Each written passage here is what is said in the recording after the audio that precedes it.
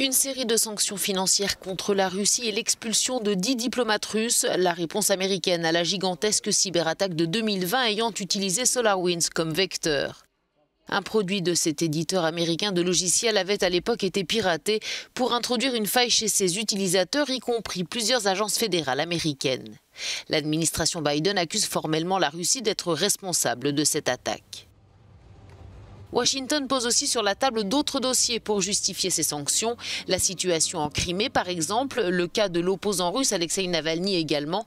Enfin, les ingérences attribuées à Moscou dans l'élection présidentielle américaine de l'an dernier.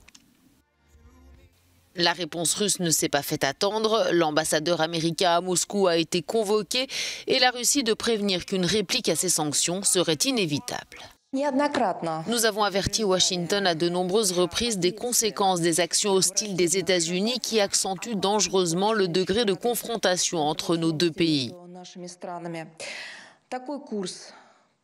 Cette voie, comme nous l'avons déjà dit, ne répond pas aux intérêts des nations des deux principaux États nucléaires qui sont historiquement responsables des destinées du monde.